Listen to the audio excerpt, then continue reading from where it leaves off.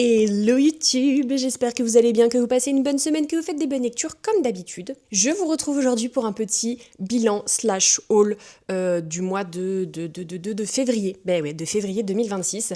Je suis assise par terre, mais cette fois-ci, big brain, petit coussin pour mon petit popotin. Attendez, parce que du coup, il faut que je le remette. J'ai voulu vous le montrer parce qu'il est pas trop kiki, c'est un petit nuage. Voilà, c'est cute. C'est cute et c'est confortable. Et on est donc parti. Ça va être une vidéo, je pense... Vous voyez un peu les pics derrière moi, je pense un peu longue, parce que j'ai beaucoup lu, mais surtout, je m'étais pas rendu compte, mais j'ai quand même beaucoup reçu, et surtout, j'ai beaucoup acheté. C'était pas forcément prévu, parce que moi, j'avais quand même dit 2026, on est raisonnable, tout ça, tout ça.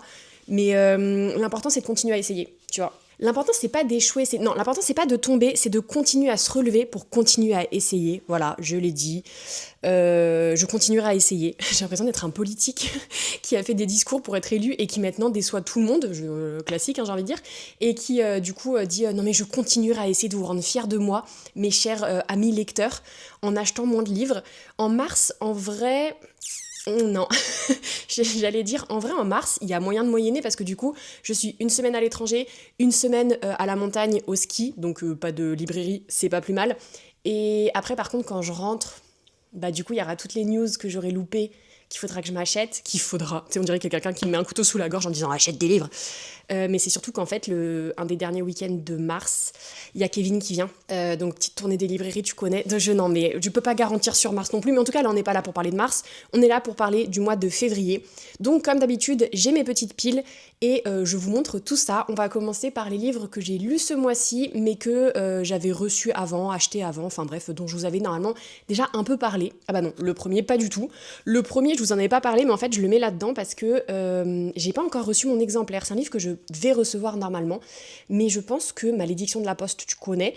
J'ai vu tout le monde recevoir une jolie box et moi j'ai pas reçu le livre, mais j'avais tellement hâte de le lire que comme j'ai pu récupérer un service de presse au travail, je me suis dit let's go. C'est un livre dont je vais vous parler sur Instagram parce que c'est une collaboration rémunérée avec les éditions Verso. Je ne suis pas payée pour vous en parler sur YouTube, mais en fait ce livre j'ai eu un tel coup de cœur que, bon, dans tous les cas je vous en aurais parlé parce qu'il était dans mon bilan lecture, mais j'ai tellement kiffé que je suis trop contente de pouvoir quand même vous le montrer, même si je ne l'ai pas encore reçu et que c'est pas encore mon exemplaire, qu'il va falloir que je le rende au travail et ça me rend triste, mais bon, c'est pas grave. Ce livre est une pure merveille, un banger. Franchement, une pépite, j'ai adoré. Ça s'appelait donc Les Oubliés de Greenborough, de Sarah Beth Durst, et c'est sorti aux éditions Verso, comme je vous le disais. Le livre est trop beau. Voilà, j'arrête pas de vous le montrer, mais le livre est trop beau. Et en fait, c'est l'histoire de Elisa qui est victime d'une malédiction. Toutes les femmes de sa famille sont victimes d'une malédiction qui fait que quand elles s'arrêtent trop longtemps à un endroit, quand elles s'enracinent, quand elles commencent à considérer un endroit comme étant leur foyer, eh bien elles se transforment en arbre et du coup elles finissent transformées en arbre, voilà. Genre s'enraciner mais dans le sens premier du terme, tu vois. Et du coup toute sa vie, elle et sa mère ont jamais passé plus de 10 mois au même endroit pour éviter justement ce sort un petit peu funeste. Et là elle vient de perdre sa maman et du coup elle essaye de comprendre d'où vient cette malédiction et surtout comment la rompre. Ces pérégrinations vont la mener à Greenborough, qui est une toute petite ville, genre d'apparence hyper banale, sauf qu'en fait elle va se rendre compte qu'il s'y passe des choses un petit peu étranges et elle va repartir à l'origine du coup de sa malédiction. C'est hyper original, c'est un roman, alors c'est pas de la cozy fantasy parce que c'est vachement ancré dans notre monde quand même, il y a une pointe de fantastique, vous vous en doutez, mais c'est surtout une super belle histoire de transmission familiale, d'héritage, de sororité, de féminisme, une belle histoire d'amour et amour dans tous les sens du terme. Franchement c'est une pépite incroyable, ce livre est trop beau, autant dans le style que dans les personnages, enfin bref. Vous avez compris, coup de cœur. Je l'ai adoré. Et du coup, j'ai trop hâte de vous en reparler sur Instagram, mais peut-être que quand la vidéo sortira, j'aurai déjà posté mon avis sur Instagram, faut que j'arrête de dire Instagram, et je sais pas, bref, allez voir sur mon compte si jamais. De toute façon, pas besoin en fait d'avoir mon avis, juste sachez que ce livre est incroyable. Moi j'avais lu La Petite Boutique des Sortilèges, je crois, de la même autrice qui est sortie aux éditions Brajlon. J'avais bien aimé, franchement c'était hyper mignon, mais j'en garderai pas un souvenir impérissable alors que clairement celui-ci, genre le glow-up dans l'écriture, dans l'imagination, dans... Après, il était quand même très original l'autre. Mais bon, bref, là pour moi c'est vraiment le pic du pic, c'est incroyable. J'ai adoré. Ensuite, ce mois-ci, j'ai lu Plus sombre est la nuit de Esther Sky, qui est sorti aux éditions Conséquences. Je ne vais pas radoter dessus, puisque je vous ai fait une vidéo spécialement sur le sujet. Le lien est par là-haut et dans la barre de description, mais c'est un livre que j'avais acheté il y a quelques mois déjà, que j'ai adoré. C'est un roman, à l'époque on aurait appelé ça de la beatlit, mais aujourd'hui, je sais pas comment on appelle ça, de l'urban fantasy. C'est incroyable, c'est trop bien fait, c'est trop bien écrit, j'ai kiffé, mais je vous laisse aller voir ma vidéo pour avoir plus d'infos. J'ai aussi lu Darkest Mind, mais c'est pareil, je vous en ai parlé dans une vidéo, et franchement le début inutile, j'arrête pas de vous renvoyer vers d'autres vidéos. Je vous en ai parlé dans une vidéo spéciale sur les dystopies, le lien est par là-haut et dans la barre de description. Grosso modo, Darkest Mind, c'est l'histoire d'un futur, pas si futur que ça, pas si lointain que ça, dans lequel les enfants en fait sont victimes d'une maladie et ceux qui ne meurent pas du fait de cette maladie développent des pouvoirs qui effraient bien évidemment les adultes et du coup ils sont mis dans des camps et notre héroïne elle parvient à s'en échapper et essaye de comprendre, de comprendre ce qui se passe et surtout essaye de maîtriser son pouvoir. Bref, c'est le premier tome d'une trilogie qui était sortie il y a déjà bien longtemps, mais là c'est réédité aux éditions de Saxus qui m'avait envoyé le service de presse et j'ai kiffé le premier tome, j'ai kiffé ma relecture du premier tome et j'ai très hâte d'avoir la suite. Les éditions Rajo m'avaient envoyé le mois précédent Where the Library Hides de Isabelle Ibanez, qui est le tome 2 de What the River Knows. J'ai eu un gros bug, ça n'a pas duré si longtemps que ça.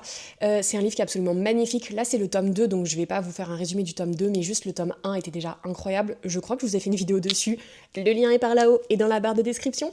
Mais en gros c'est un récit qui mêle à la fois des éléments historiques, à la fois du fantastique, une toute petite pointe de fantastique qui est quand même non, on peut pas dire qu'elle est vachement moins présente dans le tome 1, mais dans le tome 2, pardon, mais je sais pas, c'est hyper bien mêlé, lié, tout ça, et c'est juste une très très belle histoire d'amour aussi, les personnages sont excessivement attachants, excessivement intéressants, j'ai surkiffé la duologie, en plus c'est une duologie, donc voilà, 2 tomes c'est fait, les montagnes russes, vraiment, genre un ascenseur émotionnel à chaque fois, mais j'ai kiffé, franchement cette saga elle est incroyable. Les mois précédents, les éditions Page Turner, Milan, mais via le book club Page Turner, m'avaient envoyé The Monstrous Kind de Lydia Grigorovic, et figurez-vous que j'ai surkiffé.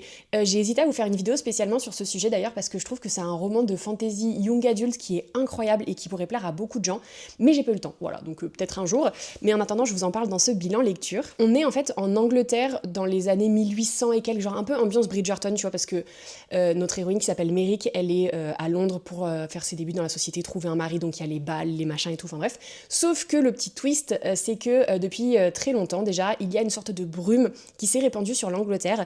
Et quand tu pénètres dans la brume, eh bien tu es contaminé, tu te transformes en monstre et tu finis par mourir. Pour éviter que tout le pays ne soit englouti par cette brume, certaines personnes ont passé un pacte avec des créatures surnaturelles, je vous passe les détails. Le lore est très bien fait, mais je vous passe les détails. Ce qui fait que certaines grandes familles sont en fait immunisées contre cette brume et du coup ont la responsabilité de s'assurer que la brume n'envahisse pas tout. Donc ils ont fait un peu des remparts de lumière, ils s'assurent que voilà, les personnes contaminées sont prises en charge et tuées en fait, grosso modo. Bref, c'est hyper bien codifié, c'est hyper bien pensé son truc. Et quand le roman commence, en fait, le père de Merrick, qui fait justement partie d'une grande famille, vient de mourir et elle doit retourner dans le manoir familial pour aider sa sœur qui est l'héritière. Sauf que une fois qu'elle est là-bas, elle va se rendre compte qu'il y a plein de choses qu'on lui a cachées et surtout elle va un peu mener l'enquête pour essayer de comprendre ce qui s'est passé dans sa famille, auprès de son père, etc. Ça va révéler tellement de choses, Bichette elle était pas prête. Le roman est hyper original, il est très bien construit, il y a des moments un peu lents, mais en fait ça m'a pas dérangé parce que bon, déjà moi je lis très vite, donc en fait de base quand un roman il est lent, je le ressens pas forcément aussi lent que vous voyez ce que je veux dire? J'ai déjà eu cette conversation avec mes amis, mais quand elles me disent oui, il y avait des longueurs, enfin moi elles me paraissent pas aussi longues parce que peut-être que certaines personnes ça va leur prendre 3 jours pour les lire, moi ça va me prendre 1 jour, donc forcément tu vois j'ai pas le même ressenti, bon c'est pas le sujet. Donc il y a des moments un peu lents, je le reconnais, mais en fait je trouve que c'est hyper bien contrebalancé parce que ça permet de nourrir l'ambiance générale qui se dégage du récit, avec cette brume qui traîne un peu partout, avec ce côté on risque de mourir à tout instant, et puis en même temps il y a la pression, on doit survivre, il y a des secrets, des trahisons, des complots, une romance bien évidemment, c'est hyper bien fait, j'ai vraiment kiffé cette lecture et on le voit pas trop passer sur les réseaux sociaux, je trouve ça dommage parce que je pense qu'il peut plaire à beaucoup de gens. Pour l'ambiance, il m'a un peu fait penser à Camera Obscura de Maëlle Desarts, vous savez, mon amour pour cette autrice. Donc franchement, si ça peut être votre cam, foncez, il est vraiment très chouette. Les éditions J'ai lu m'avaient envoyé le petit poche tout mimi kiki de Halfbad de Sally Green. Le premier tome s'appelle Traque blanche. Et en fait, c'est l'histoire de notre monde à peu près à notre époque, sauf qu'en fait il y a des sorciers et des sorcières, donc il y a les sorcières les sorciers blancs et les sorcières et les sorciers noirs. Et en fait, les sorciers noirs sont bien évidemment traqués et notre héros qui s'appelle Nathan, lui en fait c'est le fils d'une sorcière blanche et d'un sorcier noir hyper réputé. Et du coup c'est son histoire, comment dès le début il était un peu observé, comment il a fait pour passer un peu entre les mailles du filet et quand il finit par se faire repérer entre guillemets, qu'est-ce qui lui arrive. C'est hyper intéressant et en même temps là je le reconnais, c'était vraiment très très lent, il se passe pas grand chose. C'est beaucoup dans la psychologie et dans la création du monde, etc. Mais surtout dans la construction du personnage. C'est hyper intéressant, hein, mais c'est plus lent que c'est plus lent que ce à quoi je m'attendais, et je pense que la suite promet d'être incroyable, très explosive, mais c'est vrai que le début est très lent. Enfin, il faut le temps de rentrer dedans, c'était un peu complexe au début, mais j'ai finalement bien apprécié ma lecture. Je lirai la suite avec curiosité. Et moi j'avais lu une autre saga de cette autrice qui s'appelle Les Voleurs de Fumée que j'ai surkiffé. Clairement les Voleurs de Fumée c'est de la fantasy à la Game of Thrones, donc il y a beaucoup plus d'action, beaucoup plus de rebondissements. Là comme je vous disais on est plus dans la création du personnage et de sa psyché. C'est intéressant aussi, mais attention c'est pas non plus bourré d'action. Voilà, je le dis parce que moi je sais pas pourquoi je m'attendais à ce que les sorciers ils se tapent dessus tout le temps. Oui et non. Mais bref, c'était une lecture très sympa et une belle découverte. Les éditions Slalom m'avaient envoyé Pirates magiques et crème fouettée de Natacha Didri. Le livre est trop beau. Et j'ai surkiffé. Genre petit coup de cœur pour ce livre qui est hyper attachant, enfin plein de beaux messages et de, je sais pas, de peps en fait. Tu vois, il est à l'image de la couverture, c'est hyper peps. En fait, c'est l'histoire de Esteban qui est apprenti magicien et qui, lors d'un examen où ils doivent se télétransporter, va se télétransporter beaucoup trop loin, bichette. Il arrive sur une plage et en fait, il est sauvé par un équipage qui s'avère être bien évidemment des pirates. Et il découvre que ces pirates sont pas aussi méchants entre guillemets qu'on peut le penser, et surtout il y a un côté un peu fan family et ensemble du coup ils vont finir par s'allier. Enfin bref, il y a toute une histoire, c'est hyper bien fait, les personnages sont trop attachants, c'est une romance MM qui est hyper cute et comme je vous disais il y a plein de messages très très positifs, j'ai trouvé ça vraiment beau et c'est vraiment une cozy fantasy dans le sens où c'est une lecture doudou. Il y a de l'action, il y a des rebondissements, il y a des choses un peu, enfin pas dark mais tu sais, des fois, ça te fait un petit coup au cœur de voir ce que les personnages ont vécu, mais en fait, c'est tellement réconfortant dans les messages, dans les relations des personnages, leur évolution, etc., que ça te fait un bien fou. C'est drôle, c'est décalé, c'est original, c'est un peu loufoque, mais c'est juste incroyable. Vraiment, j'ai kiffé cette lecture, donc foncez la découvrir. Et enfin, les mois précédents, j'avais reçu de la part des éditions Nox le roman Fou de la Reine de Quentin Jarnot, que j'ai lu du coup ce mois-ci. C'est une dark academia, pas une dark romance, attention, une dark academia qui effectivement est un peu dark, et qui surtout a une ambiance hyper immersive et donc un peu frissonnante, tu vois. J'avais vu des gens qui étaient en mode waouh, le plot twist, ça m'a retourné le cerveau et tout. Moi, ça m'a pas retourné le cerveau, mais par contre, j'ai passé un très bon moment de lecture, hein, l'un n'empêche pas l'autre. C'est juste que j'ai pas vu le côté tu vois, je ne sais pas. Mais en tout cas, c'était une chouette lecture. C'est l'histoire de Églantine, qui est une étudiante qui est totalement mise en marge de ses camarades étudiants dans une société dans une université, hyper prestigieuse dans les Alpes suisses, etc. Genre pété de thunes, vraiment l'élite, etc. Et elle étudie les échecs. Et en fait, un jour, il y a une application qui est installée sur son téléphone et elle se rend compte très vite, et dans le plus grand désarroi, que quand elle joue, en fait, les pièces qui sont éliminées de l'échiquier sur son téléphone, et ben en fait il y a des meurtres qui sont commis dans l'école en fonction du coup des pièces éliminées. Donc il y a un côté enquête pour savoir qui fait ça, retrouver la trace du tueur et l'arrêter bien évidemment. Et en parallèle de ça, il y a aussi une histoire avec son rapprochement un peu inattendu avec, j'ai oublié son prénom au mec, avec Riven, qui est un autre étudiant qui était un peu son rival et qui finalement va avoir plus de points communs avec elle qu'il ne le semblait. C'est un roman qui joue du coup sur le côté enquête, mais qui est aussi très très centré sur la psychologie des personnages. Et pour le coup, ça c'était extrêmement bien fait. C'était addictif, c'était prenant, c'était extrêmement touchant. Il y a des sujets difficiles, donc faites attention. Mais en tout cas, c'était un roman. On parle de, je vous balance ça, puis je vous dis pas les sujets. On parle de troubles alimentaires, on parle de relations toxiques, on parle d'agression et de harcèlement. Donc c'est pas un roman qui est facile à lire, mais il est extrêmement bien construit. Il est hyper intéressant et j'ai passé un bon moment de lecture avec lui. On passe maintenant au livre que j'ai reçu ce mois-ci et que j'ai lu dans la foulée. Donc j'ai reçu énormément de services de presse, mais j'ai été plutôt efficace ma foi pour les lire. Et le premier, c'était le livre que tout le monde attendait. Moi, la première, je ne veux pas faire semblant. J'ai bien évidemment reçu et lu tout de suite La Révolte de la Reine de Morgane Moncomble. Le livre est extrêmement beau. Je sais pas, je pense qu'à la caméra, ça rend, mais ça rend pas aussi bien. Déjà, il y a plein de dorures. Et je sais pas, je trouve que ça change même comment ils l'ont fait. J'adore, en plus la couleur est magnifique. Et c'est donc le premier tome d'une trilogie qui va suivre les femmes d'une même famille, a priori, à travers plusieurs périodes de l'histoire. Et là, on est en 1788 et 1789 après, en France, à Versailles plus précisément. Et on suit Acacia et Alexandre, qui sont du coup le roi et la reine de France, au début de leur mariage, et tous les petits obstacles en fait qui vont se mettre sur leur chemin, que ce soit dans leur relation et dans la manière qu'ils ont de gouverner le pays, on va dire. C'est une réécriture hyper originale, très ambitieuse, mais vraiment très très réussie de l'histoire bien évidemment de Marie-Antoinette. C'est hyper original comme concept, c'est un peu comme la vibe de Bridgerton où on prend des éléments réels de l'histoire mais on les refait à notre sauce et surtout on les modernise sur plein de points. Et c'était hyper intéressant, c'est un récit qui est féministe à blinde, c'est une magnifique histoire d'amour. Je suis toujours, pas choquée parce que je le sais à chaque fois qu'elle va faire ça, hein, mais impressionnée par le talent de Morgane Moncomble à nous faire des romances qui sont absolument sublimes. Et tout le reste en plus se lit hyper bien autour, mais vraiment la romance, elle est, je sais pas, elle est évidente, sans être trop facile. Je sais pas comment vous dire, j'ai pas les mots pour vous dire à quel point cette autrice est talentueuse. Elle mérite clairement son succès, elle mériterait même plus, je pense que voilà, je l'ai dit. Mais elle mérite clairement son succès, ses livres, moi je les ai quasiment tous lus. Non, c'est faux, il m'en manque pas mal quand même. J'ai lu Viens on s'aime, mais après j'ai fait un gros gap. J'ai lu L'As de pique aussi, mais j'ai pas lu L'As de cœur. Non, j'ai lu L'As de cœur, je sais plus. Bref, j'ai pas lu tous ces romans, mais tous ceux que j'ai lus, je les ai surkiffés, et celui-ci pour moi c'est vraiment un des meilleurs. Donc franchement, il sera déjà sorti au moment où vous regarderez cette vidéo, genre ça fait quelques jours qu'il est en librairie. Je sais que vous n'avez pas besoin de moi pour vous redonner un petit coup de boost, mais allez le lire, allez l'acheter, il est incroyable. Enfin, d'abord allez l'acheter et après allez le lire. On fait les choses dans l'ordre, mais en tout cas, incroyable. Et du coup, j'ai trop hâte d'avoir les autres tomes qui sont sur d'autres périodes. Je crois qu'il y en a un en Angleterre à l'époque de Jack the Ripper, là. Enfin, Jack l'Éventreur.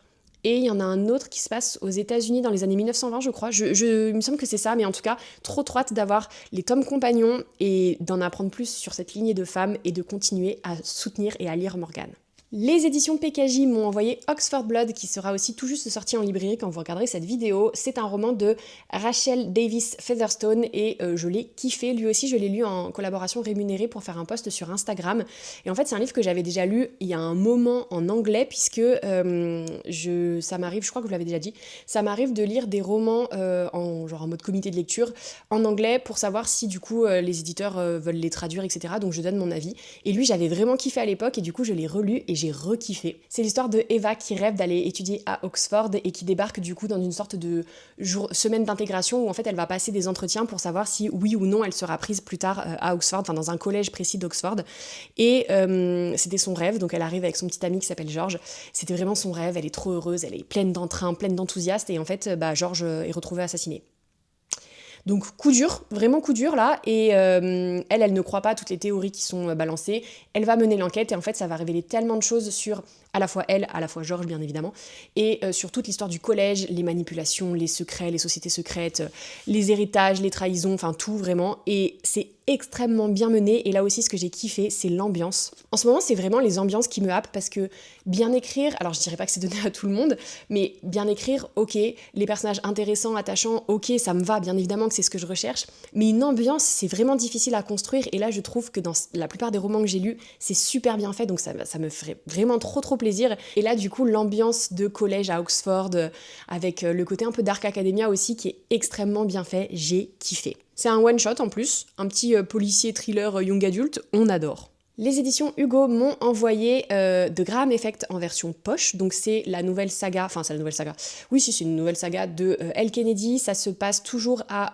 Briar University, mais en fait on suit la nouvelle génération qui sont les enfants de la première génération, donc de Garrett, Logan, comment il s'appelle, Dean, etc. etc.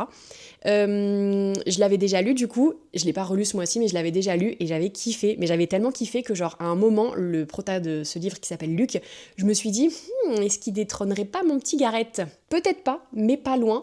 Donc vraiment je kiffe cette saga et je ne peux que vous encourager à la lire. Je vous conseille bien évidemment de commencer par Off Campus puis après de lire Briar University et enfin de lire Campus Diaries, donc le premier tome c'est celui-ci. Ils vont tous sortir en poche donc bientôt ce sera parfait et bientôt il y a la série surtout qui sort, donc j'ai trop hâte de découvrir ça. J'avais pas pensé à un truc, c'est que du coup assise comme ça au sol j'ai des fourmis dans les jambes. c'est pas très confortable. Les éditions EH m'ont envoyé un livre que j'attendais avec trop d'impatience, même si je l'ai déjà lu, mais je suis une grosse fan, que voulez-vous. C'est La Maison des pancakes aux fraises. Je sais pas pourquoi j'ai envie d'appeler ce livre La Maison des pancakes aux fleurs, pas du tout. Aux fraises, c'est bien évidemment de Laurie Gilmore et c'est le tome 4 dans la saga Dream Harbor. Le jaspage sublime. Vous savez que j'ai déjà lu cette saga, vous savez que je la surkiffe. Je crois que je vous avais fait une vidéo dessus, le lien est par là-haut et dans la barre de description. Mais chaque tome est meilleur que celui d'avant et chaque tome je le kiffe mais d'une force. Là c'est un single dad, l'histoire elle est hyper touchante, hyper émouvante, les personnages je les ai adorés.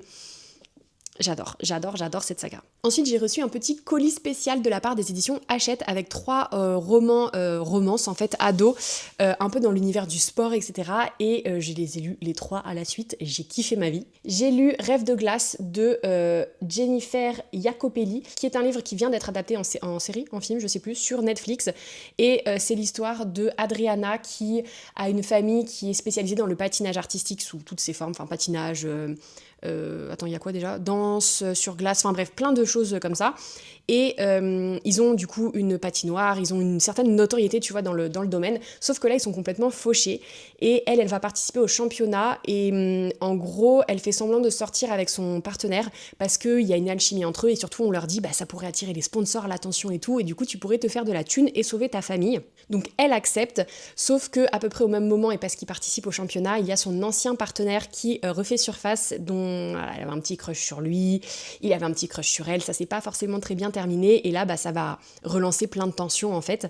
Le livre était vraiment trop mignon. Ce que j'ai beaucoup aimé c'est que oui les romances sont importantes mais surtout il y a le côté sport qui est vraiment très bien mis en avant et l'histoire de famille, la construction du personnage. En fait j'ai vraiment beaucoup aimé les personnages, c'est très green flag et il n'y a pas de smut. Il y a il y a un peu de tension, il y a des petites évocations mais il n'y a pas de smut explicite et ça fait du bien. Donc vraiment un roman ado, une romance ado que j'ai kiffé. Et exactement pareil du coup pour celui-ci qui m'a aussi été envoyé par les éditions Hachette. Ça s'appelle Frost Lake High de Rebecca Jenshak, je crois que ça se dit. C'est, je crois, le premier, enfin non, c'est marqué d'ailleurs, tome 1, le nouveau. Et là, on n'est pas sur du hockey, du patin ou quoi que ce soit, mais on est sur du foot. Et en gros, c'est Austin Keller qui a déménagé pour être justement dans cette équipe de foot de lycée qui est hyper réputée. Et quand il arrive, il essaie de trouver sa place. Ses coéquipiers le mettent au défi d'embrasser une fille. Il s'avère que cette fille, c'est l'ex du capitaine et que du coup, bah, ça va un peu tout compliquer entre eux. Et bien évidemment, petite attirance en fait qu'ils ne peuvent pas nier entre Austin et du coup Claire. Et j'ai trouvé le roman hyper beau déjà parce que contrairement à ce qu'on pourrait penser avec le postulat de base, c'est hyper green flag. Je vous jure, vraiment, j'ai kiffé ce côté green flag dans les romances que Hachette m'a envoyé, ça fait vraiment du bien. Et aussi, je sais pas, toute la psychologie des personnages, pareil, il n'y a pas de smut, on est vraiment centré sur leurs relations et sur eux en fait, sur des ados qui se développent, enfin je sais pas. J'ai trouvé ça hyper bien fait et j'ai kiffé ce tome et j'ai trop hâte du coup d'avoir la suite. Mais mon vrai plus gros coup de cœur dans les livres que m'ont envoyé les éditions Hachette, c'est bien évidemment le tant attendu que j'avais déjà lu mais que j'avais déjà kiffé, Rival Darling de Alexandra Moody. Et en fait, je pense que je l'ai encore plus kiffé à la relecture qu'à la lecture. Je l'avais lu en VO il y a 1 an et demi peut-être, je ne sais plus. Et là, j'ai vraiment trop adoré. Pour rappel, c'est l'histoire de Violette qui vient de se faire briser le cœur par le capitaine de l'équipe de hockey de son lycée et qui jure du coup de ne plus jamais sortir avec un autre joueur professionnel, enfin un autre joueur, un sportif, tu vois, elle leur fait plus confiance. Et elle va se retrouver à faire semblant de sortir avec le capitaine de l'équipe rivale qui s'appelle Reed Darling et qui a une mauvaise réputation. Mais finalement, en passant du temps avec lui, elle va se rendre compte que sa réputation, c'est peut-être pas tout à fait vrai, tu vois. Il était tellement beau ce livre et pour le coup, je trouve que le fake dating est extrêmement bien fait. Là, je vous ai pas du tout expliqué pourquoi ils font du fake dating, mais il y a vraiment une histoire derrière. C'est vraiment l'archétype du mec qui est tout de suite obsédé par la fille et qui est prêt à tout pour la rendre heureuse et pour l'aider et je trouve ça trop beau. Pareil, pas de smut, beaucoup de tension mais pas de smut, ça fait vraiment plaisir et ça montre qu'on peut faire des très belles romances sans cucu. Voilà.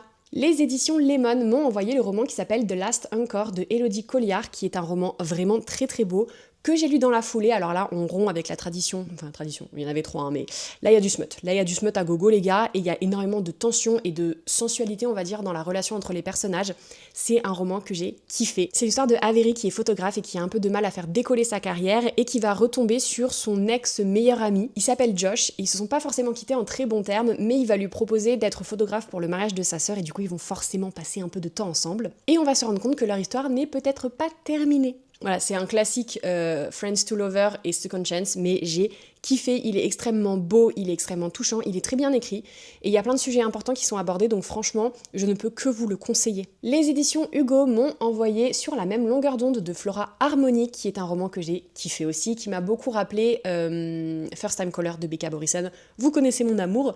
En gros, c'est l'histoire de deux journalistes, podcasteurs, influenceurs, donc un homme et une femme, j'ai oublié leur prénom bien évidemment, Eve et Théo. Ils ont deux visions des choses assez opposées et ils ont deux manières très différentes de prôner le self-control, non, le self-love, etc. Puisque lui, il s'adresse beaucoup plus aux hommes et elle beaucoup plus aux femmes, bien évidemment. Ils ont deux visions des choses totalement différentes et du coup, ils n'arrêtent pas de se clasher. Sauf qu'en parallèle de ça, nous on apprend qu'ils sont en train de... Enfin, ils discutent en fait sur une appli de rencontre, ils matchent et surtout ils s'entendent extrêmement bien. Et du coup, ça va tout compliquer entre eux. Je vous fais un résumé extrêmement rapide qui ne fait qu'effleurer la surface, la complexité et la perfection de ce roman. Voilà, je l'ai dit. Il se dévore. Le livre se dévore aussi bien parce que la relation est superbe. Il y a tellement d'esprit dans les échanges et surtout il y a tellement de beaux messages et de messages importants puisque on parle de relations, on parle de féminisme, on parle de masculinisme, on parle de relations toxiques et on parle de s'affirmer, de confiance, je sais pas. On parle de sexualité aussi beaucoup, je vous le cache pas. C'est pour ça que c'est pas un roman malgré les messages hyper positifs qu'il y a à mettre entre toutes les mains, mais c'est un roman qui est juste parfait, incroyablement beau, hyper important. Franchement, je ne peux que vous le conseiller. Toujours de la part des éditions Hugo, parce que j'en ai reçu un paquet là, accrochez-vous, j'ai reçu Our Vicious Lies de Lila Mars, qui est l'histoire de deux agents secrets, enfin d'une branche un peu spéciale du MI6, qui vont se retrouver forcés de faire semblant d'être mariés pour une mission. Et en fait, vu que elle, c'était son ancienne apprenti, genre lui c'était son mentor avant, puis après il a disparu pendant un moment, il y a énormément de tensions entre eux, on devine qu'il y a une histoire non aboutie.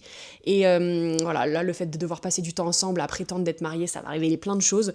C'est hyper bien écrit, ça a un côté un peu Black Venus, je vous en reparlerai de toute façon très vite sur cette chaîne, mais j'ai vraiment kiffé ma lecture, c'était une très très belle découverte. Oui, j'accélère un peu parce que de toute façon, soit c'est des livres dont je vais vous reparler, soit c'est des livres dont je vous ai déjà parlé, et surtout en fait, au moment où vous regardez cette vidéo, je suis en vacances, mais surtout moi là, faut que je me prépare à partir en vacances, en fait. J'ai un timing assez serré pour vous créer du contenu, et j'essaye d'aller au mieux, tu vois. Mais je vous reparlerai de Our Vicious Lies. Peut-être même, non, en fait, clairement la semaine prochaine. Voilà, restez connectés, je vous en reparle plus en détail. Toujours de la part des éditions Hugo, j'ai reçu The Conditions of Will de Jessa Hastings. J'avais un peu peur en attaquant ce livre. J'ai voulu faire confiance parce que, bon, la couverture est belle, mais surtout le résumé me tentait. Moi, j'avais lu que le premier tome de Magnolia Parks, et en fait, j'avais à la fois adoré et à la fois détesté. Donc je me disais, si ça fait pareil avec ce livre-là, je sais pas ce que ça va donner, et figurez-vous que j'ai surkiffé. J'ai presque eu un coup de cœur pour ce livre, il m'a vraiment pas manqué grand-chose parce que c'est une romance qui est absolument sublime, mais ça va tellement plus loin que ça. En fait, c'est l'histoire de Georgia qui revient dans sa villa familiale, je crois que c'est en Caroline du Sud, parce que son père vient de mourir et du coup, il y a la cérémonie, il y a l'ouverture du testament, etc. Et du coup, elle se retrouve confrontée à sa famille avec qui elle a pas forcément des très bonnes relations. Elle est étudiante pour décrypter le langage corporel, donc en fait, ça crée encore plus de tension parce qu'elle se rend compte quand on lui ment et quand on la manipule, etc. Et il y a des personnes absolument horribles dans sa famille.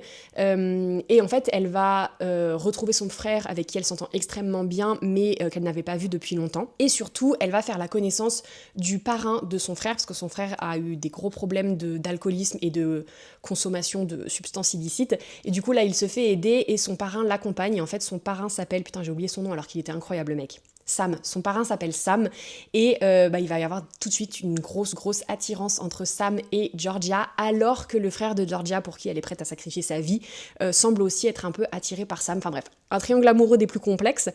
Et ça me faisait peur parce que dans la première saga de l'autrice, c'était hyper toxique en fait, plein de choses étaient hyper toxiques sans que ce soit forcément dénoncé, enfin c'était un peu trop romantisé, tu vois, les relations un peu en mode je t'aime, je te fuis, je te fais souffrir parce que je t'aime pour attirer ton attention, ça m'avait pas forcément plu, tout en me happant, hein, je veux pas prétendre le contraire, et j'avais peur qu'on retrouve ce schéma là, et en fait pas du tout, je trouve que là c'est beaucoup mieux traité, parce que oui il y a des aspects un peu toxiques, alors déjà il y a des personnages qui sont clairement toxiques, mais justement en fait on nous montre qu'ils sont toxiques dès le début, et par d'autres aspects en fait on nous montre, enfin je sais pas, j'ai trouvé que la psychologie des personnages, la psychologie de leur relation, elle était incroyablement bien traitée dans ce livre. C'est une bonne bricasse, hein, donc forcément on a des longueurs aussi, mais il y a un côté aussi un peu enquête, parce qu'on va découvrir quelque chose dans le testament que personne n'avait vu venir.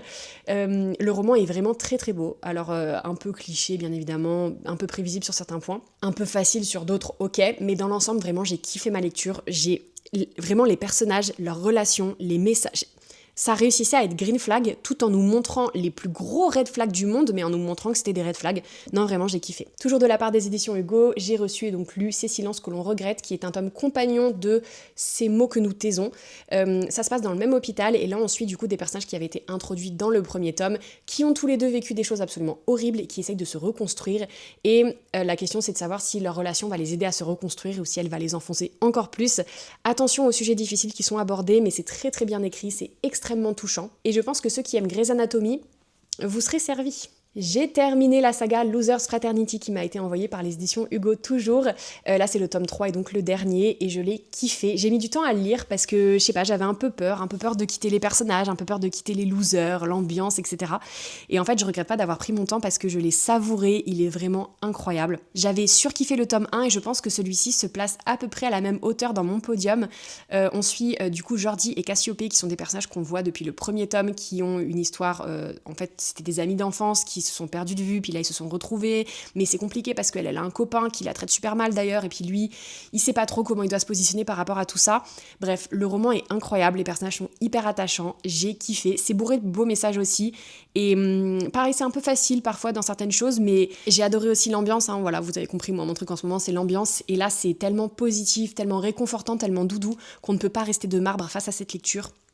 C'est validé. La série entière, enfin il y a 3 tomes, la trilogie est validée. Les éditions Gallimard m'avaient envoyé les tragédies romantiques d'un drama king de Harry Trevaldwyn, qui est un petit roman qui se dévore. En gros, c'est Bridget Jones, si Bridget Jones était écrit pour des ados et en mode queer, puisque c'est l'histoire de Patch qui a pris une décision, il a 16 ans et il veut trouver son premier copain.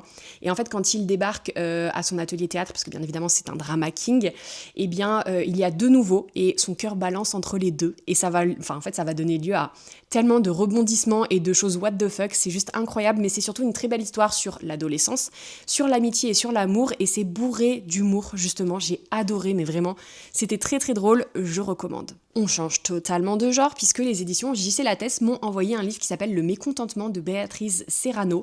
C'est plus de la littérature classique, donc je vous avoue, c'est pas forcément ce que je lis habituellement, mais là, le thème m'a trop parlé, puisque c'est l'histoire de Marissa, qui, en apparence, a une vie un peu parfaite, hein, voilà, elle habite à Madrid tous les matins, elle quitte son bel appartement, elle va au travail où elle a une bonne gâche et tout, et en fait Marissa elle nous dit j'en peux plus, voilà, tout est parfait mais j'ai juste envie de me pendre quotidiennement.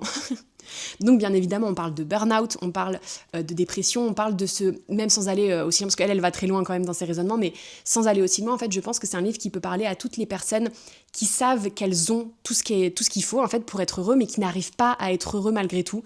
Et c'est un roman qui est à la fois extrêmement drôle et en même temps extrêmement percutant. Je sais que c'est pas le style de lecture de beaucoup d'entre vous, et c'est pas forcément le mien non plus, mais honnêtement j'ai kiffé, parce que ça permet d'aborder plein de sujets assez difficiles, tu vois, que t'as pas forcément envie d'aborder, parce que quand on te parle de bien-être au travail ou d'avoir l'impression de pas atteindre tes objectifs de vie, tu vois, de te sentir un peu vide, de te sentir, je sais pas trop comment le dire, mais cette sensation que ce que tu fais n'a pas forcément de sens, tu vois, qu'elle apporte rien à la fois à ta vie, aux autres, au monde, enfin je sais pas.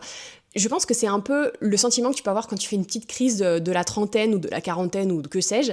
Donc je pense que ce livre peut vous parler, et en même temps du coup il aborde ces sujets-là, donc c'est difficile, mais c'est fait avec tellement d'humour et d'esprit, c'est tellement décalé que j'ai kiffé. Franchement, une excellente surprise, une très très belle découverte. Et enfin, dernier service de presse reçu ce mois-ci et lu dans la foulée, celui-ci c'était rapide, j'ai reçu de Broken Ring, voilà, il y a trop de noms, de Chacha Kim, de Shokam et de Cheongwa. C'est un webtoon qui m'a été envoyé par les éditions Kili. Et je sais pas trop quoi en penser, genre j'ai kiffé, mais je suis toujours frustrée qu'on n'aille pas plus loin dans l'intrigue, parce qu'en fait là c'est vraiment que le début, c'est l'histoire de Inès qui à 6 ans, en tant que fille de duc, a décidé qu'elle épouserait le plus beau garçon de la cour. Du coup elle l'a désigné devant tout le monde, ce garçon s'appelle Carcel, et là en fait des années plus tard, elle le retrouve en train de ken un peu avec tout ce qui bouge, et lui il se dit oh là là elle va m'en vouloir. En fait elle lui en veut pas du tout, elle dit bah écoute continue à faire ce que tu veux, et paradoxalement lui qui l'a détesté parce qu'elle l'avait choisi et désigné comme étant son futur époux, et il se dit bah attends mais pourquoi elle est pas jalouse, et du coup ça va un peu alimenter l'obsession qu'il a pour elle, et le premier tome fait vraiment que effleurer la surface, et du coup c'est frustrant parce que je sens qu'il y a de la complexité à la fois dans les personnages, dans l'univers, dans l'intrigue qui va se développer. C'est intéressant, mais je vous avoue que je suis restée sur ma faim, donc je serais curieuse de lire la suite. Ça, c'était donc les livres que j'ai lus, en fait, que j'ai reçus ce mois-ci et que j'ai lus aussi. Maintenant, on passe au service de presse que j'ai reçu, mais que je n'ai pas encore eu le temps de lire. Il y en a beaucoup, accrochez-vous. Celui-ci, c'est une épreuve non corrigée que j'ai reçue parce que je pense, il me semble, hein, je suis pas sûre de mon info, enfin si je suis quand même un peu sûre, mais pas à 90% quoi, on va dire à 75%, que le livre sortira dans une édition reliée, trop belle, hardback, jaspage, tout ça. Mais vu que c'est aussi un livre que je vais lire en collaboration rémunérée avec les éditions Nathan pour un post sur Instagram, je pense, eh bien ils me l'ont envoyé en avance, donc je suis trop contente. Ça s'appelle Le Scorpion et la fleur dans la nuit de Amélie Wen Zhao, et ça a l'air trop bien. Je vous lis le résumé parce que du coup je l'ai pas lu encore. Le tournoi de l'immortalité est ouvert à tous ceux prêts à risquer le voyage jusqu'au temple de l'aube. Réussir les épreuves du tournoi offre aux vainqueurs la vie éternelle, mais pour cela, il faut survivre. Han Ying le sait, remporter les épreuves est le seul moyen de soigner sa mère mourante, et pour y parvenir, elle aura besoin de toute l'aide qui se présente à elle. Quand l'un de ses adversaires aussi beau que puissant lui promet de la protéger, Han Ying doit vite découvrir si elle peut vraiment faire confiance à cet étranger qui ne la laisse pas indifférente, ou si ce dernier est plus dangereux qu'il n'y paraît, pour elle et pour tous les royaumes. Donc là, je sens venir le enemies to lover avec de la méfiance et de la tension à gogo. De la tension. Je suis tellement excitée que j'en perds mes mots. De la tension à gogo, j'ai très hâte de découvrir ça et je vous en reparle bien évidemment très vite. J'ai failli oublier de vous dire quand est-ce qu'il sort, mais en fait je m'en souviens plus. Voilà. Donc ce qu'on va faire, c'est que je vous mettrai la date de sortie dans la barre de description. Voilà, professionnel hein, toujours. Les éditions PKJ m'ont envoyé ce petit kiki tout mimi. C'est Kiman en version poche que j'ai déjà bien évidemment lu, mais que je vais me faire un plaisir de relire. Ça fait une éternité qu'il est sorti en grand format aux éditions Nathan, donc trop contente qu'il sorte enfin en poche et que tout le monde puisse le découvrir. C'est, pour vous faire simple, en gros, c'est un lycée avec quelqu'un qui avait toujours des rumeurs et des ragots sur tout le monde. Et là, ils sont 5 élèves à entrer en retenue et il y en a un qui meurt. Donc du coup, la question, c'est de savoir ce qui s'est passé, qui a fait quoi, parce que bien évidemment, tout le monde avait des secrets sur tout le monde et une raison de lui en vouloir. J'adore, vraiment j'adore. C'est un des premiers romans policiers un peu pour ados que j'ai lu et cette autrice, je lui fais toujours 100% confiance dans les romans policiers, donc j'ai trop hâte de faire une relecture de celui-ci. Et d'ailleurs, dans la foulée, les éditions de Nathan m'ont envoyé Tous des menteurs de Karen M. McManus, qui est donc l'autrice de Kiman, bien évidemment. Et ça, c'est sa nouveauté qui sort en grand format chez Nathan, en même temps que le poche sort en poche chez PKJ. Tous des menteurs, c'est l'histoire de Kat et Liam qui partagent deux choses, avoir été beaux-frères et belles-sœurs lorsqu'ils étaient petits, et vivre tous les deux avec un parent escroc. Leurs chemins se recroisent alors que Kat suit sa mère pour une mission de vol de bijoux et que Liam tente d'empêcher son père d'arnaquer une énième femme riche.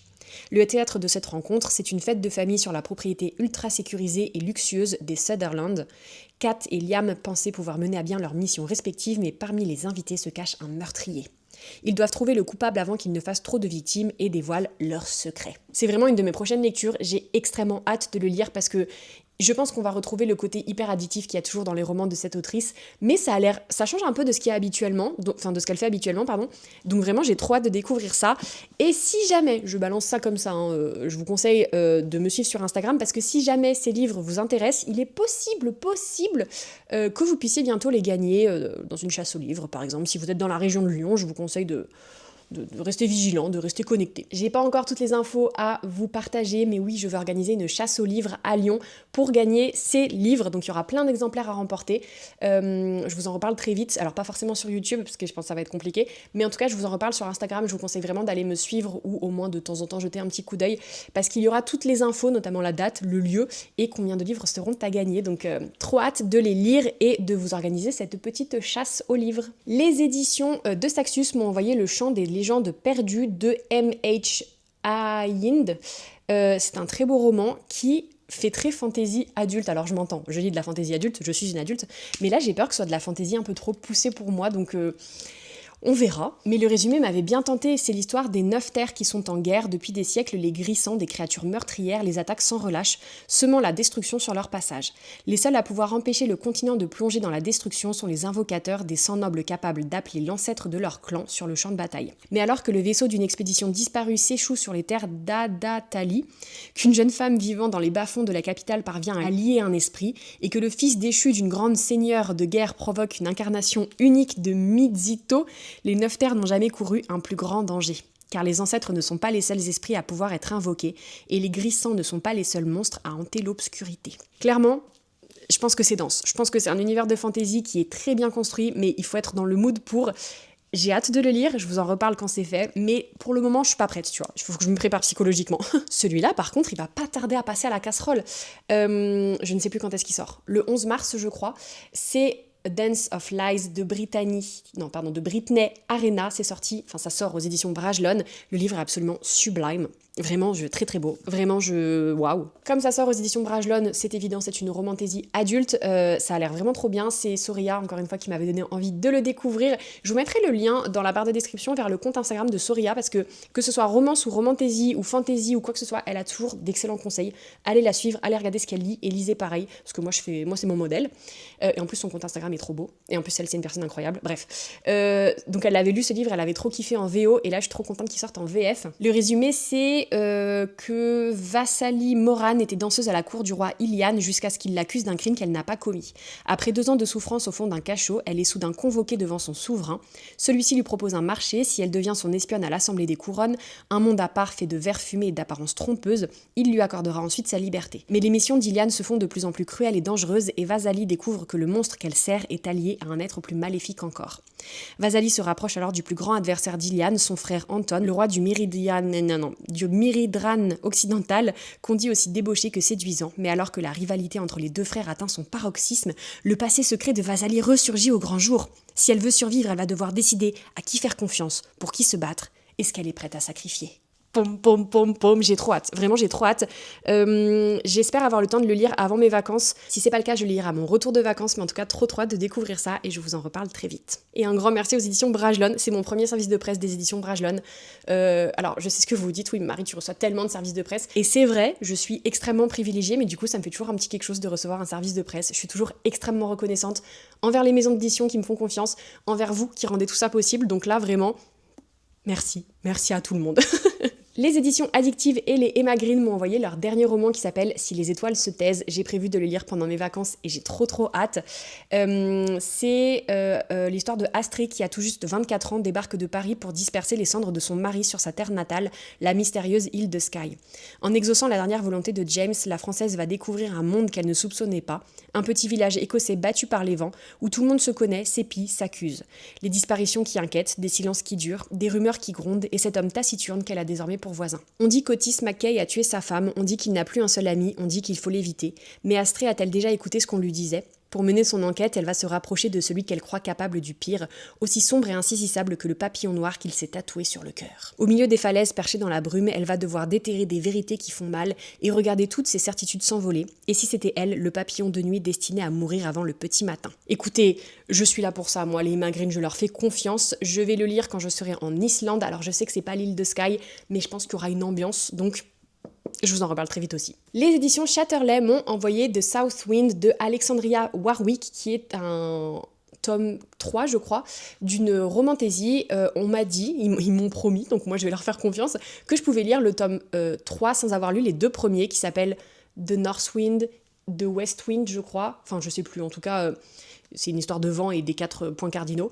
Du coup, je sais pas. Je vais lire celui-ci, qui est aussi une bonne bricasse, et j'espère que je pourrai quand même comprendre, ou peut-être que je commence par lire les autres, je sais pas, enfin en tout cas j'ai pas les autres, donc il va falloir que je me les procure à un moment, mais j'ai hâte de découvrir celui-ci parce que c'est vrai que je vois beaucoup de bien passer sur cette saga. Je vous lis quand même le résumé parce qu'apparemment ça ne spoile pas, j'ai l'impression que chaque tome est sur un royaume différent et donc sur des personnages différents. Là c'est l'histoire de la princesse Sarai Damara qui est maudite. Le jour de son 25e anniversaire, elle sombrera dans un sommeil éternel, plongeant son royaume dans le chaos. Pour sauver Sarai et leur peuple, son père arrange son mariage avec le prince Balior, un beau jeune noble du royaume voisin. Mais Notus, le vent du sud, immortel qui avait autrefois les faveurs de la princesse, revient dans sa vie. Sarai est déterminée à ignorer Notus et à suivre le plan de son père. À mesure qu'elle en apprend sur Balior, elle se rend compte qu'il a de sombres secrets et n'est pas le sauveur tant espéré. Notus et Sarai décident alors de s'allier pour arrêter le prince intrigant et les vieux sentiments refont surface. Mais la malédiction se rapproche, la princesse doit rester inébranlable contre ses désirs, toute distraction pourrait lui coûter la vie et détruire son royaume. De la romantaisie, écoutez, moi je suis là pour ça. Hâte de découvrir ce livre aussi. Les éditions PKJ m'ont envoyé ce petit kiki-bibi-boubou. C'est le tome 4 du coup de Nevermore, ça s'appelle Silverborn, et en fait le tome 4 a été divisé en 2 parties. Donc là c'est la partie 1 et j'attends d'avoir la partie 2 pour enchaîner les deux en fait. Nevermore c'est une saga de fantasy jeunesse, oui, je pense qu'on peut la lire vraiment facile à partir de 9-10 ans. C'est une pépite incroyable. Je me souviens pas très bien de ce qui se passe dans les premiers tomes, juste à la base, c'est l'histoire de... comment elle s'appelle ? Morrigan qui avait prévu, on lui avait toujours dit qu'elle allait mourir le jour de ses 11 ans, et en fait elle ne meurt pas du tout. On vient la chercher pour l'emmener dans un autre monde rempli de magie, de danger et de mystère. L'univers est extrêmement original, il y a plein de personnages qui sont trop attachants, vraiment banger cette saga. Les éditions Très Daniel dans le label Good Mood Dealer m'ont envoyé le roman de Sarah Peluna. C'est elle qui a demandé à ce qu'on me l'envoie. Merci, merci, merci beaucoup. Ça s'appelle The Witches of the Past et ça a l'air trop trop bien. C'est l'histoire de Anastasia qui depuis quelque temps toutes les nuits rêve d'une femme différente. Toujours en 1692 pendant les procès des sorcières de Salem. Des visages qu'elle ne connaît pas, les flammes d'un bûcher où elle se trouve ressentie jusque dans sa chair et des marques qui apparaissent au réveil comme si ses vies avaient été siennes. Troublée, elle se tourne vers une guérisseuse énigmatique qui possède une boutique ésotérique où le passé semble encore vibrer. Ce qu'elle découvre va ébranler ses certitudes, réveiller des souvenirs qu'elle n'a pourtant jamais vécus et l'entraîner bien au-delà de ce qu'elle pensait réel. Entre mystère, sororité et quête spirituelle, Anastasia devra affronter les ombres d'hier pour espérer comprendre qui elle est et ce qu'on attend d'elle. Ça a l'air trop trop bien, le livre est assez fin donc je pense qu'il va se lire vite, mais j'ai très très hâte de découvrir tout ça. Les éditions Comet m'ont envoyé Un palais d'obscurité de Lily Wilkinson. C'est l'histoire de Paige Whittaker qui n'a jamais vraiment trouvé sa place après l'incident mortel qui a détruit sa seule amitié. Elle n'aspire donc plus qu'à disparaître. Alors lorsqu'elle reçoit une offre de bourse d'études à l'Agation College, un pensionnat d'élite niché au cœur des Landes écossaises, elle y voit l'occasion rêvée de tout recommencer. Agation est ce dont elle a toujours rêvé, un havre de paix rempli de livres poussiéreux, de tasses de thé fumantes et de débats intellectuels rigoureux. Et pour la première fois de sa vie, Paige a même réussi à intégrer une bande d'amis avec Cyrus, Ren, Gideon, Lacey et Hawk. Elle ne le sait pas encore, mais derrière les murs d'Agation, de sombres secrets sommeillent. L'école est le théâtre d'intrigues occultes et de puissances ancestrales, prêtes à tout pour préserver leur emprise. Bientôt, Paige apprendra que personne à Agation n'est ce qu'il prétend être, ni les professeurs, ni ses amis. Ça m'envoie un peu des vibes de If We Were Villains, mais avec une peut-être, non pas une pointe de fantastique, mais plus... je sais pas où j'allais avec cet argument, donc je vais m'arrêter là. Ça a l'air trop bien. Pareil, il faut être dans le mood parce que ça a l'air assez sombre, mais la couverture est trop belle. En plus, je vois que ça brille de mille feux. Donc, hâte de le lire et je vous en reparle quand ce sera fait. De la part des éditions Solaire, j'ai reçu Minuit au bal des victimes de Charlotte Stéphane Boessé. C'est un roman qui... Alors, je pense que c'est un roman historique avec une pointe de fantastique, ça a l'air vraiment cool. C'est l'histoire de Daphné, timide et réservée, qui consacre tout son temps à l'étude de son peintre favori, Valentin de Blois. Lorsqu'un soir, en pleine séance de révision au musée, la jeune femme se retrouve aspirée dans l'un des tableaux, tout son monde bascule. Elle atterrit en 1796 et découvre que l'artiste qu'elle admire tant est en réalité une femme, Valentine Desmarais, obligée de se travestir pour avoir accès à la reconnaissance de ses pairs dans une société qui tient les femmes à l'écart. Si au départ Daphné fait tout son possible pour retourner à son époque, elle s'attache bien vite à Valentine et s'implique de plus en plus dans son combat d'artiste, déterminée à ce qu'elle passe à la postérité en tant que femme. C'est au cœur d'une période instable où amour et trahison se confondent que Daphné et Valentine vont ensemble tenter de changer le cours de l'histoire, sans jamais soupçonner le prix qu'elles devront payer. Ça a l'air hyper original, hyper touchant. Hâte. Comme vous pouvez le constater, j'ai reçu beaucoup de services de presse et j'ai pas fini de tout vous montrer en plus, mais j'ai hâte de tous les lire. Les éditions HarperCollins Poche m'ont envoyé Un destin de rage et de flamme de K.A. Tucker.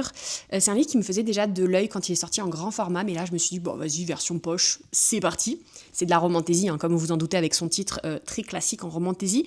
C'est l'histoire de Romeria qui, pour survivre, a toujours été prête à tout jusqu'à devenir la voleuse la plus réputée de New York. Alors qu'on lui pose un ultimatum, elle n'a d'autre choix que d'accepter de dérober une pierre mystérieuse.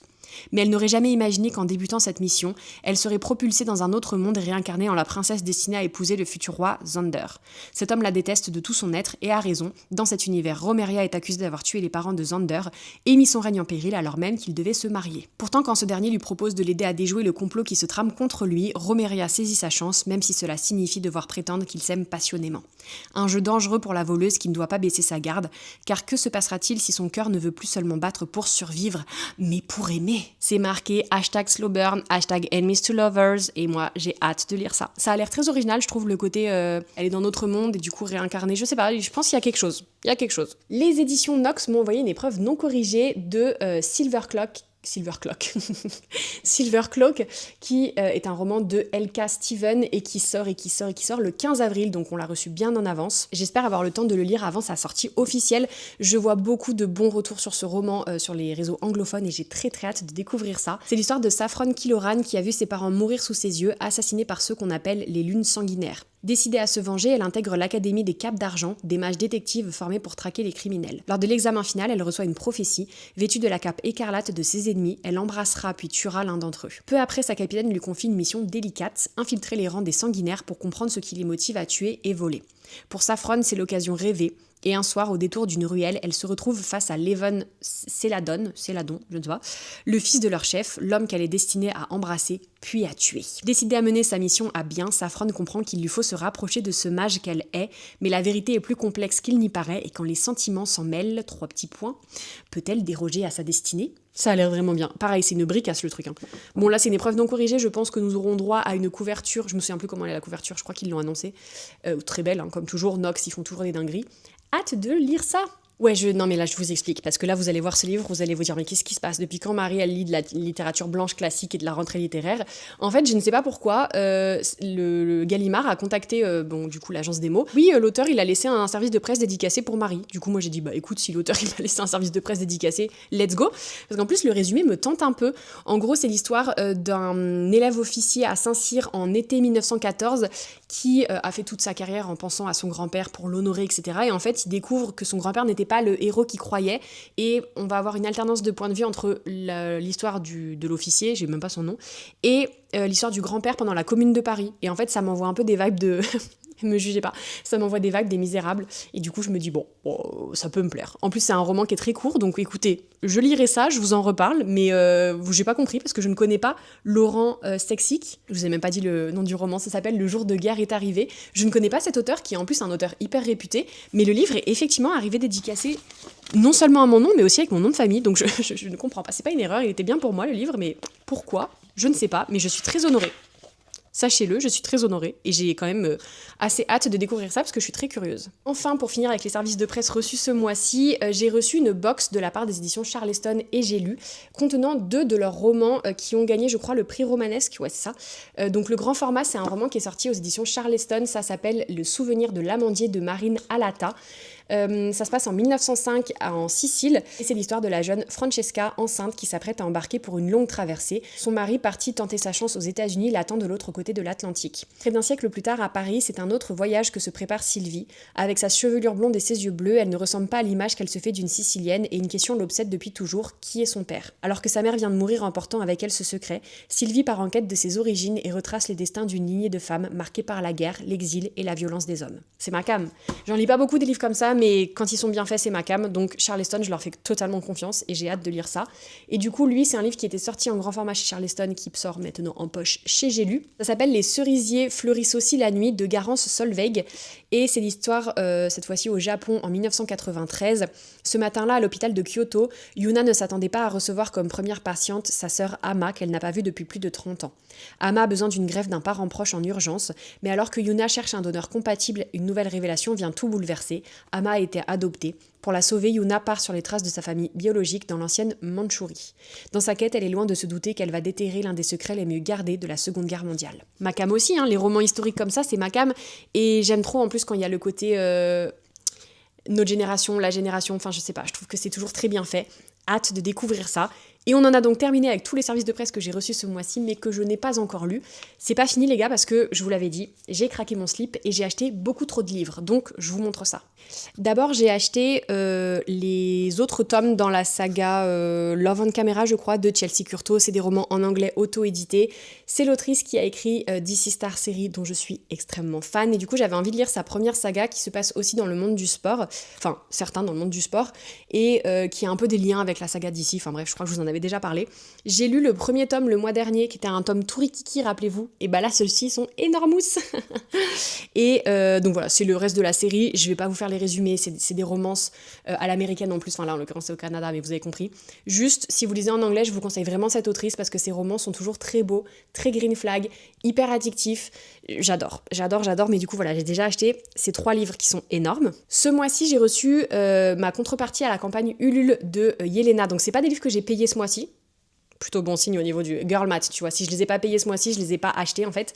Mais j'ai reçu du coup le tome 3 et 4 de Persona. Ils sont absolument sublimes. Attendez, je vous les montre un par un. Ça, c'est le tome 3. Il est trop beau. Franchement, juste waouh. Et ça, c'est le tome 4. Donc, c'est bien parce qu'il est noir. Je pense qu'on va tous souffrir. En fait, c'est pour nous montrer qu'on sera tous en deuil à la fin de la saga. C'est génial. Et du coup, pour rappel, en fait, Persona, c'est une saga en 4 tomes du coup. Les 2 premiers sont publiés aux éditions Hachette et du coup ils n'ont pas voulu publier la suite, donc Yelena a fait le reste en auto-édition en faisant une campagne Ulule. Les livres sont absolument incroyables, la qualité du coup elle est ouf et surtout l'histoire elle est incroyable, vraiment. Genre moi j'avais eu un énorme coup de cœur pour les 2 premiers tomes. C'est une saga qui est extrêmement originale, qui est extrêmement importante dans les messages. C'est une saga de fantasy du coup ado qui est juste oufissime. Je ne peux que vous conseiller de vous renseigner sur cette saga et de lire. Ensuite, attendez, voilà. Tout ça, c'est des livres que j'ai achetés. Donc, quand je pars en dédicace, moi j'aime bien acheter des petits livres dans les librairies où je vais, et quand j'étais à la librairie du Cap, du coup, j'ai acheté notamment Les Ombres de nos âmes. Le tome 1 s'appelle Le Premier Sorcier. C'est de Jace Saylor et c'est sorti aux éditions HarperCollins Poche. C'est de la romantasy dont tout le monde avait dit beaucoup de bien. Le résumé dit que Astoria n'a jamais eu aucun contrôle sur sa vie, son futur est tracé, son mariage arrangé, scellé. Condamnée à épouser un homme qu'elle n'aime pas, Astoria est submergée par une rage dévastatrice et un besoin vital de libérer ses pouvoirs. Mais c'est impossible, dans l'empire des Midlands, les hommes sont aux commandes et les gouverneurs dirigent et tirent les ficelles pour atteindre leurs ambitions politiques. Les femmes n'ont pas voix au chapitre et doivent restreindre leur utilisation de la magie. Enfin, c'était le cas, jusqu'à ce qu'elle fasse un pacte avec lui. Cet homme, ou plutôt cette ombre ténébreuse, sortit du puits. Si ses traits sont invisibles, sa voix grave a le don d'apaiser l'âme d'Astoria. Malgré son arrogance exaspérante, il semble en savoir beaucoup sur la manière de faire tomber les gouverneurs. Afin de prendre sa revanche sur cette société inégalitaire et pourrie jusqu'à la moelle... La moelle? Je sais pas dire ce mot. La moelle? Là, j'y arrive pas. La moelle?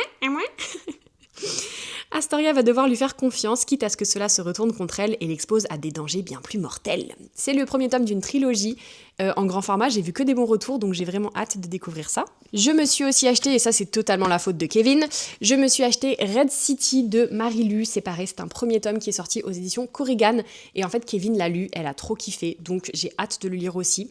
C'est l'histoire de Angel City et de ses gratte-ciels étincelants, et en fait il y a 2 sociétés secrètes qui s'affrontent. En jeu, le contrôle du sable, une drogue née de l'alchimie qui transforme ceux qui la consomment en une version plus belle et plus parfaite d'eux-mêmes. Dans les bas-fonds de ce monde noir comme la mort, Sam est prête à tout pour se frayer un chemin dans la hiérarchie du gang de Grand Central.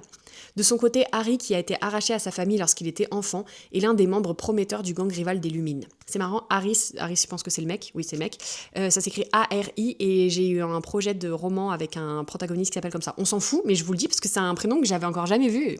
Du coup, je suis contente, je vois qu'il y en a d'autres qui l'apprécient. Autrefois, ces 2 amis d'enfance auraient pu s'aimer s'ils avaient eu le courage d'avouer leurs sentiments. Mais alors que l'équilibre fragile entre les gangs ennemis vole en éclats, ils sont écartelés entre l'ambition, la loyauté, le mensonge et la trahison. Dans cette guerre impitoyable, ils vont devoir faire des choix qui bouleverseront leur vie à tout jamais. Trop hâte de le lire. Ensuite, ça c'est un roman qui m'a été offert justement par la librairie du Cap quand je suis allée en dédicace. Ça s'appelle Terre des Ombres de Josépha Juliet, paru aux éditions Olympe. C'est l'histoire d'un monde dans lequel on a créé des bulles d'immensité de verre pour se protéger des ombres, des créatures qui peuvent apparaître partout, la lumière faiblit, et il suffit d'un seul contact avec elles pour perdre la vie. Seules les chuchoteuses capables de comprendre le langage des ombres pourraient mettre fin à cette guerre perpétuelle, mais les chuchoteuses, il n'y en a plus, jusqu'à ce que les ombres désignent Adèle. Arrachée à sa routine, elle est envoyée en formation auprès de Ben, archiviste aussi secret exaspérant, et de Léo, sergent au charme solaire. On attend d'elle qu'elle obéisse, qu'elle se plie aux décisions de l'impératrice et reste sous son contrôle, mais Adèle n'a jamais été du genre à suivre les règles les yeux fermés et elle sait que tout le monde a quelque chose à cacher, même en pleine lumière. C'est un premier tome, j'ai hâte de découvrir ça. C'est une autrice française en plus, donc let's go. Bon bah voilà, je me suis acheté Fearless parce qu'il sortait, j'ai toujours pas lu le 1, j'ai toujours pas lu le 2, mais j'ai la version trop belle, voilà, j'ai pas d'autres arguments, je suis trop faible, voilà. Je me suis acheté, mais vraiment je suis d'une faiblesse, je me suis acheté Nightshade de Autumn Woods qui est sorti aux éditions Chatterley. C'est un roman je pense Dark Academia, une romance Dark Academia qui a l'air vraiment bien et je vois des bons retours dessus et je sais pas, il était beau, il était là, je l'ai acheté, je suis trop faible. En gros c'est l'histoire de l'université de Sorosong qui n'accueille que des étudiants des familles les plus puissantes. Ophelia Winters n'y a pas sa place, mais elle a l'opportunité d'y être admise. L'occasion parfaite d'enquêter sur la mort accidentelle de ses parents. Les choses commencent mal quand elle se heurte au mystérieux Alex Corbo-Green, fils de son principal suspect. Pour elle, il n'est qu'un monstre dissimulé sous une belle façade. Quand harcèlement, mail anonyme, bruit étrange dans la nuit et meurtre sur le campus deviennent soudain le quotidien d'Ophélia, elle se demande si elle peut vraiment y survivre seule, et elle trouve en Alex un allié inattendu. N'en dites pas plus, non mais moi je suis d'une faiblesse, et là aussi, alors là la faiblesse incroyable, puisque j'ai acheté Redeeming Six alors que je n'ai toujours pas lu Saving Six, mais voilà, l'histoire de Joey, je pense que je vais avoir envie d'enchaîner, donc j'ai acheté. J'ai acheté Mystic University, le tome 2 qui s'appelle Plaisir coupable de Eulalie Lombard, puisque j'avais kiffé le premier tome. C'est des romances avec une petite pointe de surnaturel, puisque le premier, rappelez-vous, c'était un joueur de hockey qui était aussi un loup-garou. Non, lui c'était un sorcier et elle c'était une louve-garou. Et là, c'est une vampire, je crois, avec, je ne sais pas qui il est lui, mais c'est une histoire de rivalité entre deux personnages qui devraient se détester et qui bien évidemment ne vont pas se détester. J'avais kiffé le premier tome, j'ai hâte de lire celui-ci. Ensuite, j'ai acheté plein de livres en anglais, mais bear with me, parce que vous allez comprendre tout de suite, il y en a certains, c'était obligatoire. Voilà, typiquement le Ali Hazelwood, Took and Play, évidemment que j'allais l'acheter, il va se lire tellement vite, puisque c'est une novella. J'ai hâte de le lire, je vous fais pas le résumé, ça sert à rien, je le lis et je vous en reparle le mois prochain. Pas de commentaires non plus sur celui-ci. And No Back to You de Becca Morrison, c'est le tome compagnon de First Time Caller, avec du coup des personnages qui ont été introduits dans le premier tome. J'ai trop hâte, j'ai juste trop hâte. Et pour info, celui-ci il sort bientôt en français, enfin bientôt, il sort courant de l'été en français aux éditions Verso et j'ai méga hâte. Je pense que je vais le lire en anglais et que je le relirai en français parce que je suis une grosse fangirl. Celui-ci aussi j'étais obligée bien évidemment, ça s'appelle In Her Own League de Liz Stamford et c'est un spin-off de la saga Windy City qui se concentre bien évidemment sur des personnages qui nous ont aussi été introduits dans les tomes d'avant. En l'occurrence la propriétaire de l'équipe de baseball où jouent Kai et Isaiah et le coach de l'équipe, donc voilà, n'en dites pas plus. Ensuite, vu que j'étais dans ma période hockey, je me suis acheté The Boyfriend Goal de Lauren Blakely, qui est un roman qu'on m'a souvent conseillé quand je cherchais des romances en anglais sur des joueurs de hockey. En gros, si j'ai bien compris, elle va se retrouver proche d'un joueur de... Non mais voilà, elle va se retrouver proche d'un joueur de hockey. J'ai pas besoin d'en dire plus, c'est une romance avec des joueurs de hockey, ça va être spicy au possible, je le sais déjà, mais j'ai trop hâte de retrouver mes petits joueurs de hockey, ça me manque un peu, je vous le cache pas. Ensuite, je suis allée faire un tour en ville, je suis passée chez Mommy, bien évidemment, mais d'ailleurs, j'en avais pas acheté d'autres. Attends, mais j'ai acheté quoi chez Mommy ? Mais si, j'en ai acheté 2 chez Mommy. Ah mais oui, j'ai acheté Mystic University, j'ai eu peur, j'ai cru que je l'avais oublié. Et puis j'ai craqué pour ce petit livre en anglais, ça s'appelle Better Than Revenge, donc forcément...